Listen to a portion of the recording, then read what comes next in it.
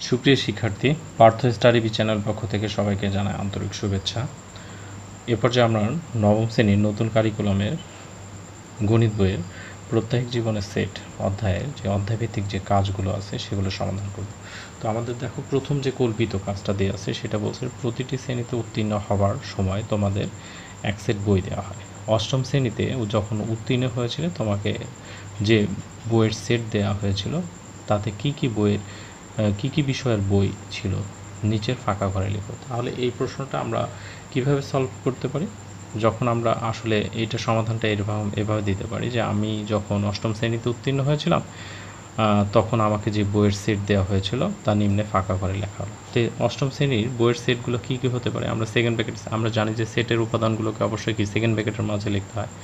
Second bracket দিয়ে লিখবে বাংলা, ইংরেজি, গণিত, বিজ্ঞান, তথ্য, যোগাযোগ প্রযুক্তি, বাংলাদেশ ও বিশ্ব পরিচয়, ইসলাম ও নৈতিক শিক্ষা, তারপরে হচ্ছে বা যাদের হিন্দু ধর্ম আছে তারা হিন্দু ধর্ম দিবে, আর কৃষি শিক্ষা, গার্হস্থ্য বিজ্ঞান, তারপরে শারীরিক শিক্ষা ও স্বাস্থ্য, তারপরে হচ্ছে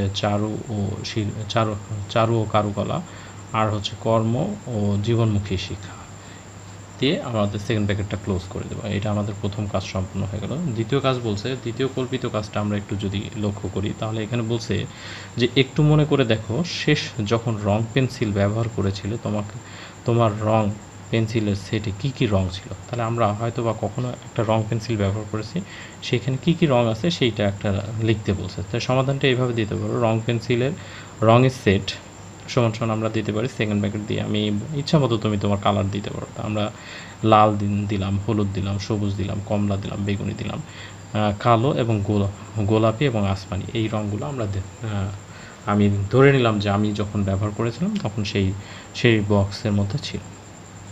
পরবর্তী যে কল্পিত কাজটা দেখো, পরবর্তী কল্পিত কাজটা যদি আমরা একটু খেয়াল করে দেখি, তাই আমাদের 3 নম্বর কাজটা কি বলছে? 3 নম্বর কাজটাতে বলা আছে যে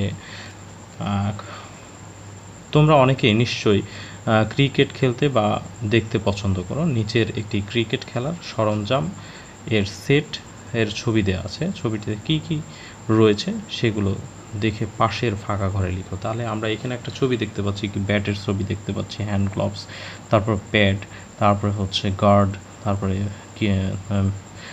প্যাড, তারপর ব্যাগ দেখতে পাচ্ছি। তাহলে এটার সমাধান আমরা কীভাবে লিখতে পারি? সমাধানটা আমরা তাহলে এই ক্ষেত্রে সমাধানটা কি দেখো, সমাধানটা আমরা লিখব ক্রিকেট খেলার সরঞ্জামের সেট লিখে সেকেন্ড ব্র্যাকেট দিবে, দিয়ে এখানে আমরা দেখতে পাচ্ছি ব্যাট, তারপরে ডান প্যাড, বাম প্যাড, তারপরে ডান গ্লাভস, বাম গ্লাভস, আর্ম গার্ড, তারপরে থাই গার্ড, তারপরে জক, স্ট্যাম্প, ব্যাগ ইত্যাদি। তাহলে আমাদের এই হয়ে গেল। এবার আমাদের 4 নম্বর যে কাজটা আছে, এখানে একটা অসমাপ্ত কাজ দিয়ে আছে। দেখো বলছে যে মৃতুদের বিদ্যালয়ে 16 জন শিক্ষার্থীর একটি স্থানীয় গণিত অলিম্পিয়াডে অংশগ্রহণ করেছিল। যেখানে শিক্ষার্থীদের বুদ্ধিমত্তা যাচাইয়ের জন্য বিভিন্ন কুইজ দেওয়া হয়েছিল, যার পূর্ণমান ছিল 100, এবং প্রাপ্ত ফলাফলের ভিত্তিতে সিদ্ধান্ত নেওয়া হবে যে তাদের মাঝে কে জাতীয় গণিত অলিম্পিয়াডে যাবে।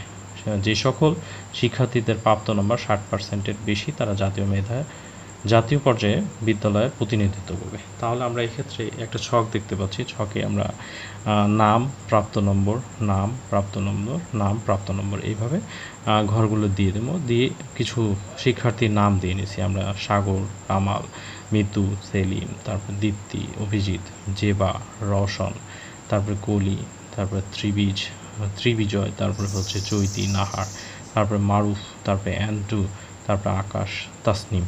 তা তোমরা তোমাদের যে দলে ভাগ করে দেবে সেই দলের সদস্যদের নাম বা তোমাদের সহপাঠীদের নামগুলো এখানে লিখে নেবে। তাদের প্রাপ্ত নাম্বার একটা ইচ্ছামতো তাদের নাম্বারগুলো আমরা দিয়ে নিয়েছি, দেখতে পাচ্ছ যে এখানে 58, 72, 79, তারপরে হচ্ছে 33, 45, 63, 90, তারপরে আমরা দেখতে পাচ্ছি কি 77, 74, 81, তারপরে হচ্ছে কি 78, তারপরে 50, তারপরে 76, 59, 80, এরকম একটা ছক আমরা তৈরি করে নেব। ছক তৈরি করে এখন বলছে যে উক্ত অলিম্পিয়াডে প্রাপ্ত নম্বর সমূহের মধ্যে 60%-এর অধিক নম্বর সমূহকে এ এবং 60% বা এর কম নম্বর সমূহকে আমরা বি দ্বারা প্রকাশ করে নিতে পারি। সেক্ষেত্রে আমরা এ সমান যারা 60-এর ঊর্ধ্বে নাম্বার পেয়েছে তাদের সংখ্যাগুলো আমরা নম্বরগুলো এই সেটের মধ্যে অন্তর্ভুক্ত করলাম, যেমন 72, 79, তারপরে 63, 90, 77, 74, 81, 78, তারপরে 76, 80, এগুলো সবই দেখো যে আমরা দেখতে পাচ্ছি যে 60-এর ঊর্ধ্বে নম্বর।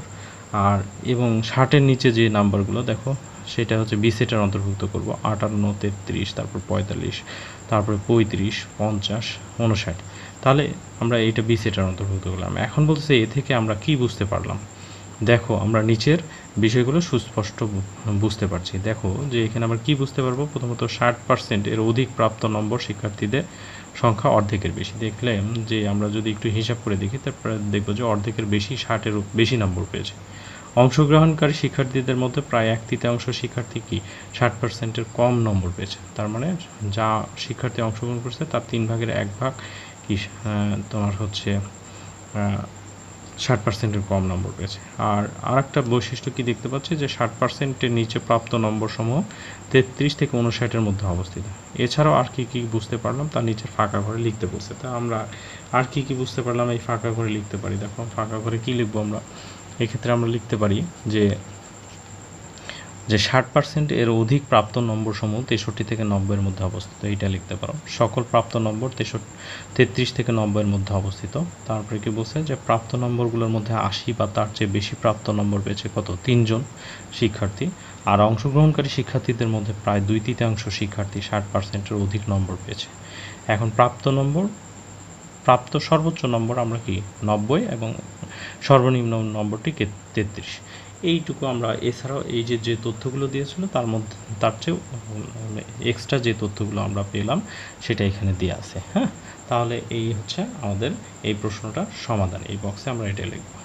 সুপ্রিয় শিক্ষার্থী, যদি ভিডিওটি ভালো লেগে থাকে তাহলে অবশ্যই ভিডিওতে অবশ্যই লাইক দিয়ে তোমার বন্ধুদের মাঝে শেয়ার করো, এবং তোমরা যারা এখনও আমার চ্যানেলে সাবস্ক্রাইব করোনি চ্যানেলটি সাবস্ক্রাইব করে বেল বাটনটি অন করে রাখো যাতে আমার ভিডিওগুলো নিয়মিত পেতে পারো। ধন্যবাদ।